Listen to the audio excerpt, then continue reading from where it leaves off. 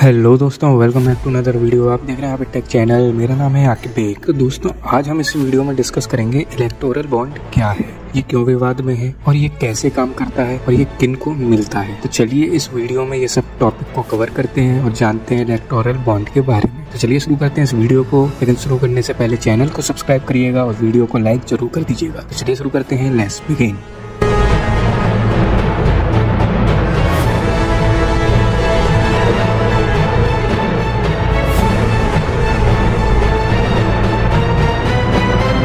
क्या है electoral bond?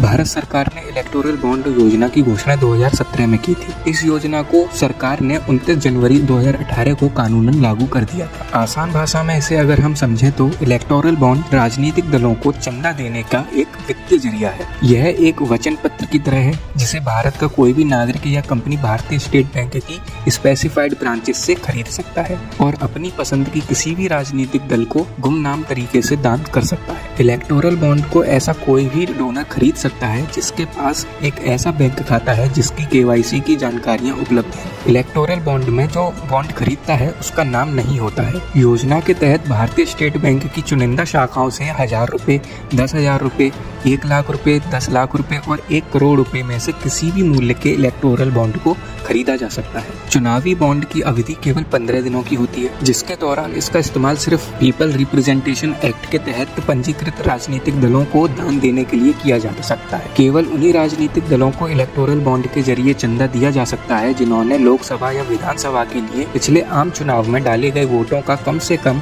1% vote हासिल किया हो। कैसे काम करते हैं ये इलेक्टोरल बॉन्ड? इलेक्टोरल बॉन्ड को इस्तेमाल करना काफी आसान है। ये बॉन्ड 1000 रुपए के मल्टीमीटर में पेश किए जाते हैं, जैसे कि 1000 रुपए, 10,000, 1 लाख या 1 करोड़ की रेंज में हो सकते हैं। ये बॉन्ड्स SBI की कुछ ब्रांचेस पर आपको मिल जाते हैं। कोई भी डोनर जिनका KYC कंप्लायंट अकाउंट हो इस तरह के बॉन्ड को खरीद सकते हैं और बाद में उन्हें किसी भी राजनीतिक पार्टी को डोनेट किया जा सकता है। इसके बाद रिसीवर पार्टी इसे कैश में कन्वर्ट करवा सकती है। इसे कैश करवाने के लिए पार्टी के वेरीफाइड अकाउंट का यूज किया जाता है। इलेक्टोरल बॉन्ड भी सिर्फ 15 दिनों के लिए वैलिड रहते हैं। किसे मिलता है इलेक्टोरल बॉन्ड? देश में जितने भी रजिस्टर्ड पॉलिटिकल पार्टी हैं उन्हें ये बॉन्ड मिलता है, लेकिन इसके लिए शर्त ये है कि उस पार्टी को पिछले आम चुनाव में कम से कम 1% या उससे ज्यादा वोट मिले हों। ऐसी ही रजिस्टर्ड पार्टी इलेक्टोरल बॉन्ड के जरिए चंदा पाने का हकदार होगी। सरकार के मुताबिक इलेक्टोरल बॉन्ड के जरिए ब्लैक मनी पर अंकुश लगेगा और चुनाव में चंदे के तौर पर दिए जाने वाली रकम का हिसाब किताब रखा जा सकेगा। इससे चुनावी फंडिंग में सुधार होगा। केंद्र सरकार ने अपने जवाबी हलफनामे में कहा कि चुनावी बॉन्ड योजना पारदर्शी है। अब बात करते हैं ये विवाद में क्यों है।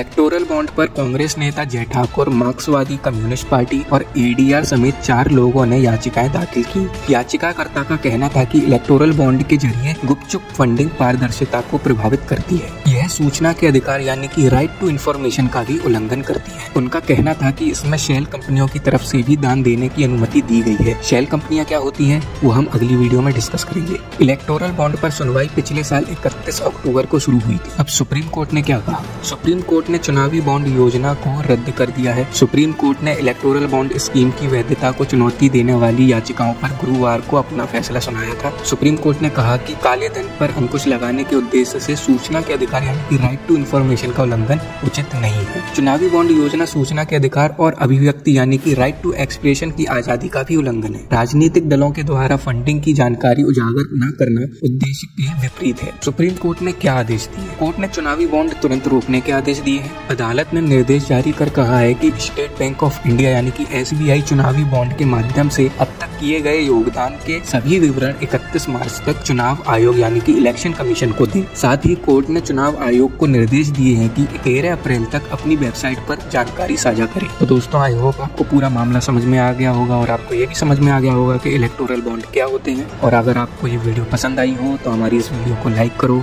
चैनल को सब्सक्राइब करो। अगर आपने चैनल को सब्सक्राइब नहीं करा है तो उसके बगल में बेल आइकन है, बेल आइकन को दबा लो। और कोई कंफ्यूजन है तो कमेंट में पूछ लो।